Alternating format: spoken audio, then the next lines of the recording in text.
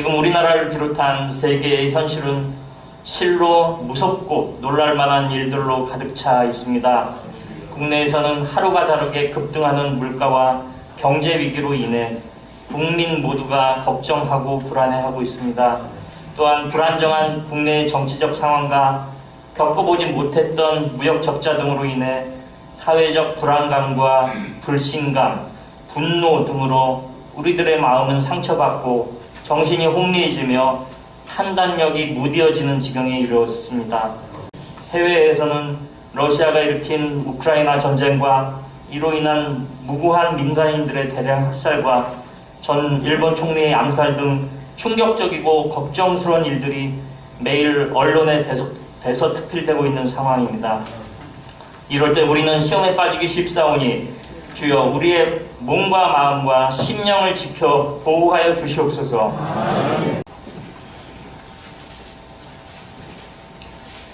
여호와께서 모세와 아론에게 말씀하여 이르시되 이스라엘 자손에게 말하여 이르라. 육지의 모든 짐승 중 너희가 먹을 만한 생물은 이러하니 모든 짐승 중 굽이 갈라져 쪽발이 되고 새김질하는 것은 너희가 먹되 새김질하는 것이나 굽이 갈라진 짐승 중에도 너희가 먹지 못할 것은 이러하니 낙타는 새김질은 하되 굽이 갈라지지 아니하였으므로 너희에게 부정하고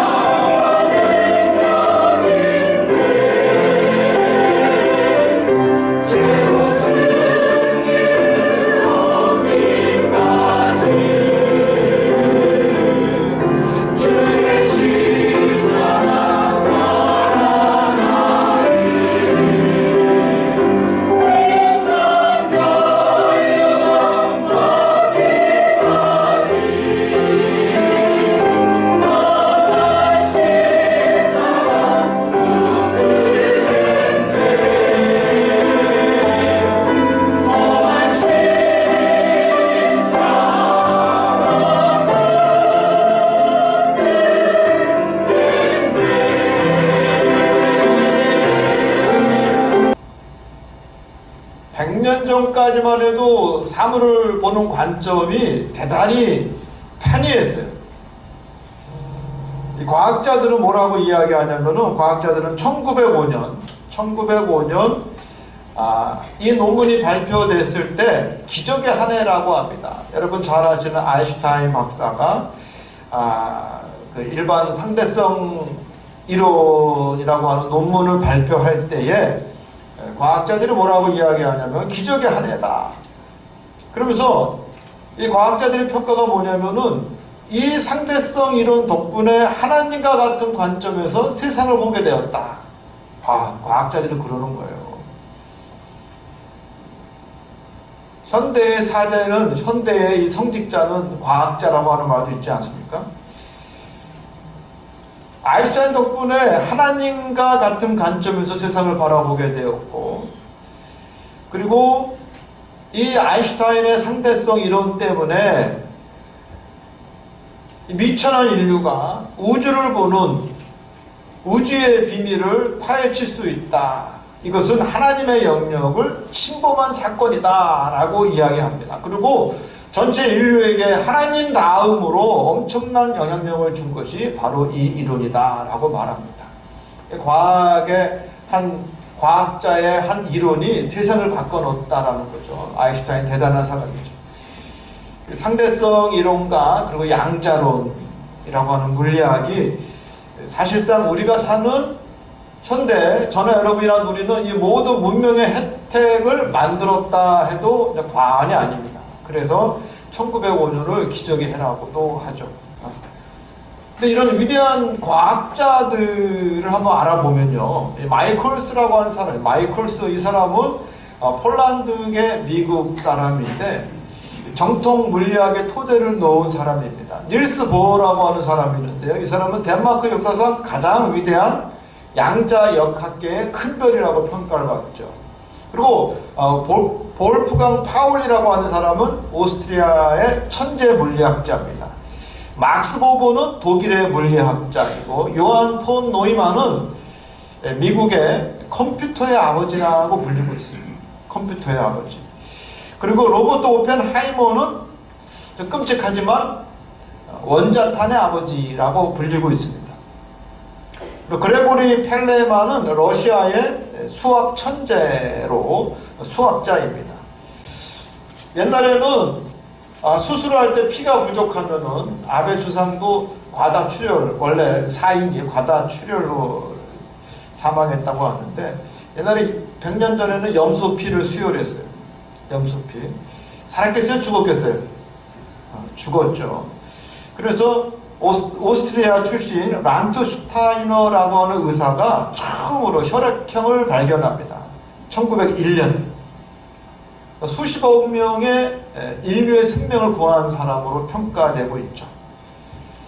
여러분, 이 사람네들의 특징이 뭐냐면은 다 유대인이라는 거예요. 국적은 여러 가지지만 다 유대인이다.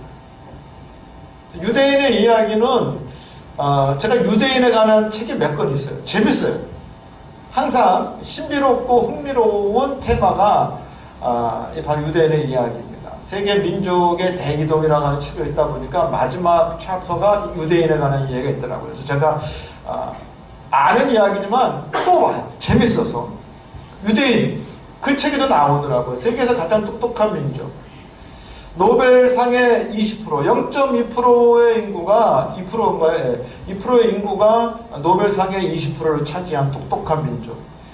그런데 머리 좋은 게 사실은 가장 큰 매력이 아니라 상상을 초월하는 끈기와 생존력, 생존 본능이 사실은 가장 유대인의 어떤 매력, 특징이라는 거죠.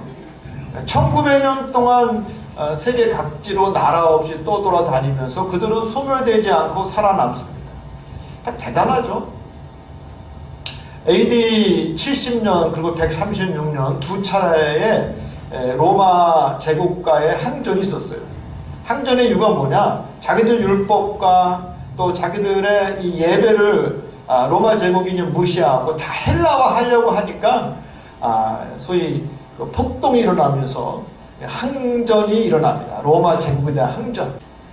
그리고 여러분 그 유명한 예루살렘 성전의 통곡의 벽, 지금 남아있죠. 그거 하나 남겨놓고 다 폐허가 됩니다. 대단하지 않습니까?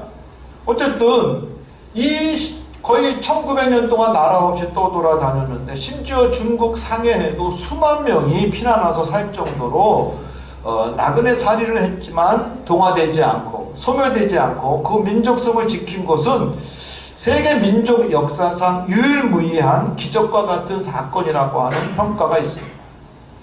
이런 특별한 민족의 경전, 그 경전을 살펴보는 것만으로도 사실은 큰 의미가 있죠.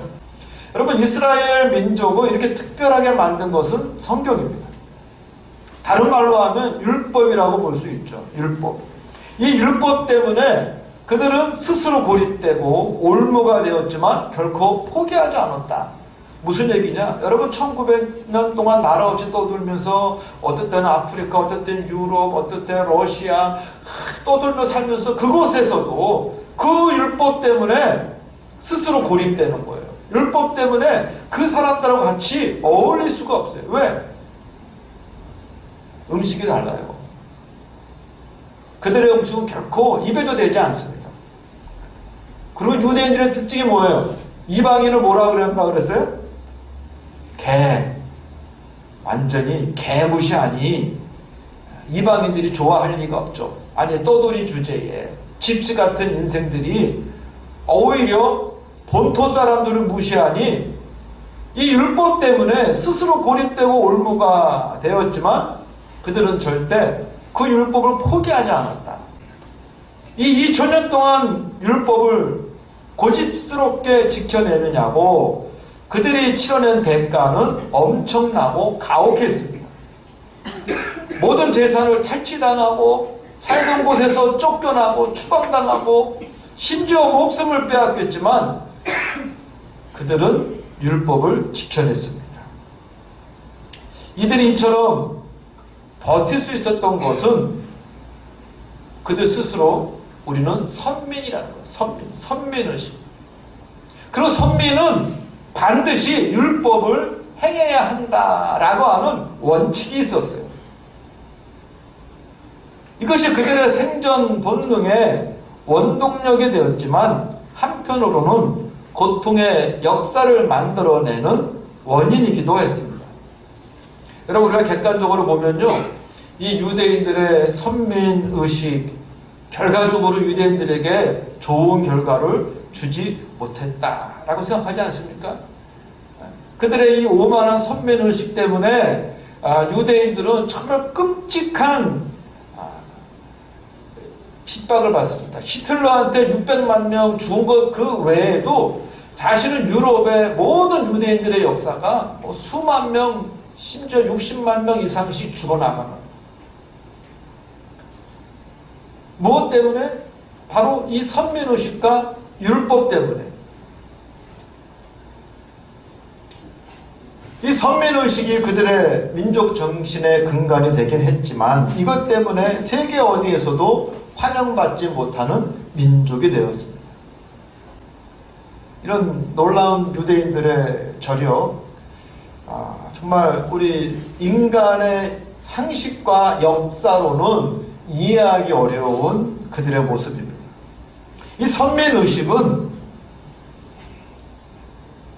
율법을 통해서 증명됩니다. 율법을 지키지 않고 무시하면서 그들은 결코 우리는 선민이라고 말하지 않습니다.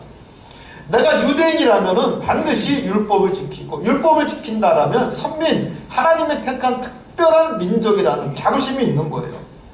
율법은 정한 것과 부정한 것으로 나뉘고 있습니다. 정한 것은 옳은 것이니 반드시 행하라 하고 부정한 것은 부정한 것이니 만지지도 말라고 합니다. 이스라엘 사람들은요, 생활 속에서 선민으로 그들은 율법을 통해 거룩함을 지켰던 것입니다. 생활 속에서. 오늘 본문 말씀 가운데서도 모든 짐승 굽이 갈라져 쪽발이 되고 새금질하는 것은 너희가 다 먹되 낙타는 새김질은 하되 굽이 갈라지지 아니하였으니 먹지 마라. 사반, 오소리죠. 오소리도 새김질은 하지만 굽이 갈라지지 않았으니 먹지 마라. 돼지는 굽이 갈라져 쪽발이로되 새김질을 아니하니 너희는 먹지 마라. 이러한 고기는 먹지도 말고 그 주범을 만지지도 말라. 이것들은 너희에게 부정하니라. 부정. 수중 생물에 지느러미와 비늘이 없는 것은 너희가 혐오할 것이니 먹지 마라. 12절에 보면 너희는 거룩한 민족이기에 이런 것들을 먹으면 부정해질 것이라는 것을 율법을 통해서 하나님께서는 말씀을 주셨고, 이거 코쇼라고 그러죠. 코쇼. 이스라엘의 식문화. 이슬람은 할랄은 뭐라고 그랬어요? 철저하게 이스라엘의 이 코쇼를 따라한 거예요. 이 코쇼라는 말은요, 하나님이 허락하신 음식이에요. 하나님이 허락하신 음식은 정한 것이고 허락하지 아니한 음식은 부정한 것이다 이거예요. 여러분, 이스라엘 민족은요, 세계에서 제일 똑똑한 민족이라는데 그거 먹어도 괜찮다는 거 알아요, 몰라요? 잘 알아요. 지느러미 없고 여러분 비늘 없는 거, 고등어, 갈치 맛만 좋죠. 잘 알아요. 우리가 여름에 제일 좋아하는 고기가 뭡니까? 삼겹살이에요. 다른 나라 사람 보니까 로마 사람들 그 유대에 와가지고 삼겹살로 샌드위치 해 먹는데 얼마나 맛있게 잘 먹는지요. 잘 알아요. 그 사람 똑똑한 사람입니다. 그런데 그들은 그래도 지킵니다. 왜? 하나님이 부정하다 하셨으니 안 먹는 거예요. 물론 우리가 뭐 기후나 질이나 이 문명학적으로 보면은 특별히 이 중동 지역에 이 지느러미가 없고 비늘이 없는 생선은 해롭대요. 독이 많대요. 그래서 먹지 마라. 그리고 돼지는 이 유목민인 그들이 키우기 어려운 동물이 유목민이에요. 이 집단 생활을 안 하기 때문에 양들은 뭐예요? 한 마리 가면 다 따라가잖아요. 근데 이 돼지란 놈은 뿔뿔이 가요. 통제가 안 돼요. 그리고 양은요, 유목민들한테 제일 필요한 게 뭡니까? 이 유가공 식품, 치즈니 무슨 뭐 우유, 모든 걸 제공해요. 털도 제공하고 우유도 제공하고 고기도 제공하는데 돼지는 고기만 줘. 그리고 특별히요, 양이나 염소는요, 사람이 안 먹는 걸 먹어요. 근데 이 돼지는 사람하고 먹거리를 공유합니다. 먹거리 갖고 싸워야 되는 거예요. 또 잘 상한대요, 더운 데서. 그래서 우리가 어떤 이 기후나 어떤 문명이나 지리를 따져보면은 효율성이 떨어지는 가축이죠. 이스라엘 사람도 너무나 잘 압니다. 그럼에도 불구하고 그들은 하나님 말씀이기 때문에 묻지도 아니하고 따지지도 아니하고 그 율법을 지킨다라는 거예요. 그래서 코쇼, 이거 음식 문화가 아니라 음식 율법입니다. 먹으라 하니까 먹는 거고 먹지 말라 하니까 안 먹는 거예요. 그들은 먹거리 하나하나도 구별해 가면서 우리가 보기에는 미련해 보여도 가장 그 똑똑한 민족이 지금도 유별나게 고집스럽게 이 법을 지키고 삽니다. 왜? 생활 속에서 율법을 지키는 것이 바로 거룩이라고 믿기 때문입니다. 우리가 율법에 대한 오해가 많아요. 율법을 이해하고 깨달은 다음에 율법의 한계, 율법의 형식성, 뭐 그런 것들을 우리가 비판할 수 있지만 우리 율법 그 자체의 거룩성에 대해서 아무것도 몰라요. 한국 분들은. 율법에 대한 오해가 많이 있습니다. 여러분, 마찬가지로 이스라엘 민족이 세계에서 가장 청결한 민족이라는 데에는 이견이 없습니다. 12장과 우리 15장 말씀을 쭉 보면은 산모와 아기에 대한 규례들이 나오죠. 그리고 13장부터는 특별히 나병에 관한 규례들이 나옵니다. 아주 복잡하게 열거되어 있습니다. 그런데 우선 나병은 우리가 생각하는 그 나병이 아닙니다. 그럼 한센스병이 아니라 전염성이 강한 악성 피부병입니다. 그 피부병의 전염을 막기 위해서 일단 피부병이 생기면 경험 많은 제사장에게 보이고 그 제사장들은 이 병이 나병인지 아니면 단순한 피부병인지 아니면 전염성이 있는 악성 피부병인지 판단하고 그들을 격리시키는 권한이 있었습니다. 여러분, 생활 속에 율법이 거룩입니다. 우리식으로 적용해 보면 내 생활 가운데 내 신앙이 표현되어야 하고 우리 일상생활 가운데서도 하나님의 말씀과 복음을 의식만 하는 것이 아니라 그 말씀대로 우리는 살아가야 합니다. 오늘날 우리 개신교가 가장 약한 게 바로 이 점이라는 거죠. 구분이 안 된다. 세속적인 사람과 하나님이 특별히 우리를 선별하셔서 믿음의 자녀, 약속의 자녀로 여러분의 이름을 생명책에 기록해 주셨는데 우리는 정작 세상 사람들과 구분되지 않게 살아가고 있다라는 거죠. 너무 자존감이 약해요. 그리스도인들의 자존감이 너무 약하다 이거죠. 여러분, 우리는 선민입니다. 택함받은 하나님의 약속의 자녀입니다. 이거 아무렇지도 않게 느끼세요? 별거 아닌 것 같으세요? 여러분, 마지막 때에 그 마지막 종말에 엄청난 하나님의 징벌이 임하실 때에 구원받을 자와 그렇지 않을 자가 갈리게 되는데 여러분, 그때도 약속의 자녀라는 이름이, 그 타이틀이 여러분 정말 우습게 보일까요? 우리가 믿음이 없을 때는 그럴 수 있지만 우리가 성경을 알고 믿음이 있다라면 이 약속의 자녀라는 것만큼 정말 놀라운 우리 인생의 가장 큰 타이틀이 없다라는 것을 깨달을 수 있는 여러분이 되시기를 주님의 이름으로 축복합니다. 우리에게 복음이 바로 이 시대의 율법입니다. 이 복음은 우리 요한계시록에 보면 하나님께서 그리스도에게, 또 그리스도께서는 천사에게, 천사는 사도들과 주의 종들에게 주신 것이 바로 복음입니다. 따라서 현대적 의미의 율법은 바로 복음입니다. 특별히 현대의 율법이라고 할 수 있는 그 복음은 그 핵심에 사랑이 있습니다. 온유가 있습니다. 또 애통할 수 있을 정도로 마음을 통하고 열린 마음, 이것이 바로 이 시대의 율법입니다. 남을 긍휼히 여기고 화평케 할 수 있는 것, 이것이 바로 율법입니다. 내가 그리스도인이기 때문에 그 누구보다도 사랑할 줄 알고 표현할 줄 알고 품을 줄 알고, 내가 그리스도인이기 때문에 화날 수 있는, 분노할 수 있는 상황이지만 참아내고 온유한 모습을 보이는 것, 내가 말하기 전에 한 번 더 생각하는 것, 이것이 바로 율법입니다. 남의 아픔을 같이 아파할 수 있을 정도로 열린 마음, 이것이 바로 율법이라는 거예요. 구체적으로 우리가 이 현대의 율법이 무엇이냐, 우리가 지켜야 할 이 시대의 율법이 무엇이냐. 첫 번째, 예배를 사모해야 된다는 거예요. 주일 성수, 율법입니다. 두 번째 뭐냐? 식사기도. 이것도 안 하시는 분들이 계셔요. 이것도.